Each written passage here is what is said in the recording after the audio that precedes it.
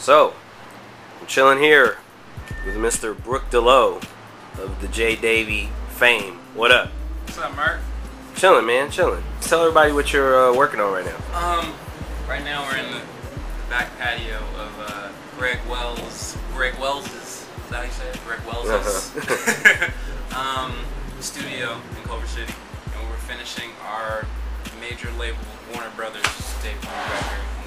It's been like a long time in the making, but the fact that we are here with this guy says so much about how far we've come, because he's a person that we trust in and who's also had quite a bit of experience in just making records over the last 20 years, and you know, it's definitely something that we can gain from. So for you, Brook D'leau, what's your story? How did you start getting into music?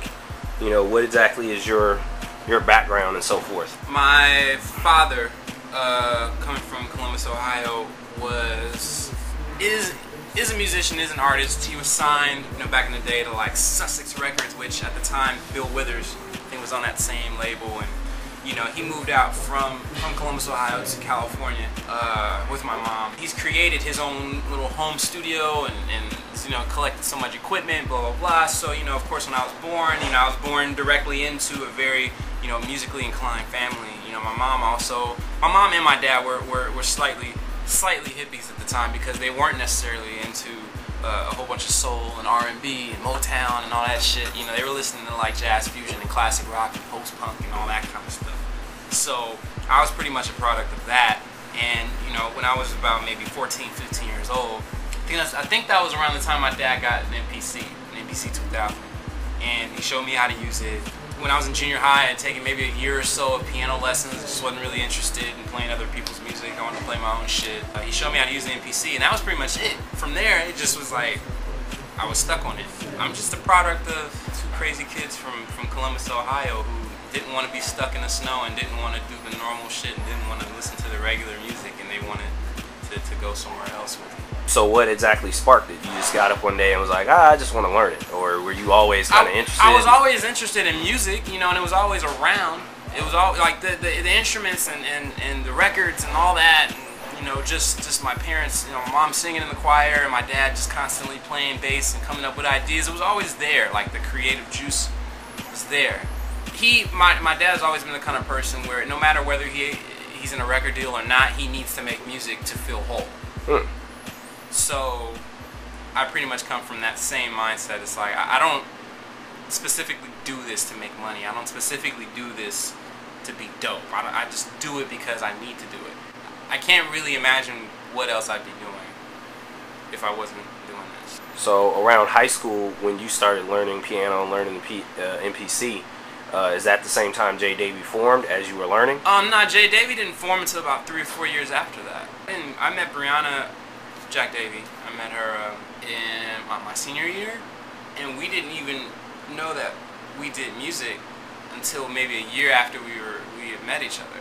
You do music, I do music too. Yeah, my dad has a studio. Come through, lay down one song. That song probably would never see the light of day. But it was a clear representation of like, there's something here. Like, this happened so effortlessly that it could happen again and again and again and again. You know, she had been on kind of a search of looking for a producer that was able to go the places that she wanted to go. And, you know, initially I wasn't really looking for an artist. I was just kind of doing tracks for myself, like playing beats for my friends and playing beats for myself. You know, most people, when they were listening to my beats, they didn't know what to do with them until you hear an artist that vibes with it. And I mean, it's the whole Missy Timbaland thing. They helped each other because, you know, maybe people weren't fucking with Missy at first, maybe people weren't fucking with Timbaland at first, but then the combination was so potent that they became important individually because of that combination, you know, and I kind of view us as the same thing. Overall production period, music that you like to listen to, who do you think some of your greatest influences or people that you know that inspire you? Greg Wells, definitely. The Animal Collective, Metronomy, but forever and ever, Brian Eno, The Talking Heads, Prince, of course, The Police, Weather Report, My Vishnu Orchestra.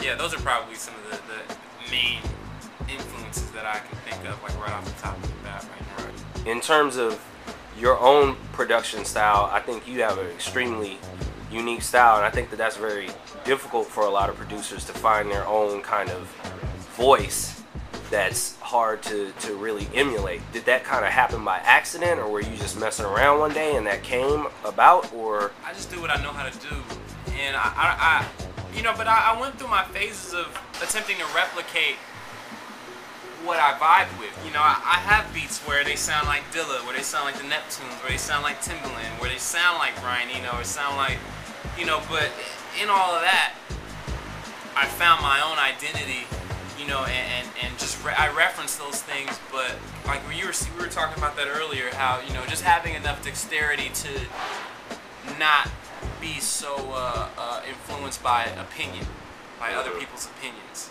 But I think that becomes difficult at times because this whole industry is based on opinions. Like your A&R people, your management, it's a lot of people that have opinions about what you should be doing and what you should be doing. But if you don't know who you already are, and that's why from about 15 to 19, I was doing shit by myself. I wasn't making music for an artist, for other people. I made it for me. It helped me to train my ear to like, okay, what do I sound like? What do my thoughts sound like? What do my ideas sound like? Because I think a lot of people, you talk to cats sometimes, like, yeah, man, I like what you do. I'm a producer too, and blah blah. Yeah, so how long you been doing it for? Oh man, like 6-8 months, something like that. There's no problem with that. But at the same time, shit, man, like I said, it took me like 3 years to really hone in on who I really was as a musician, as a producer, and what the sound was. And I still don't know what the sound is, but I know what I like and I know what I don't like. And it's really just trusting your own ears. And I think that's not necessarily as easy to do, especially when you have other people in your ear, telling you what's hot and what's not hot. And right. It's not easy to navigate in a world like that.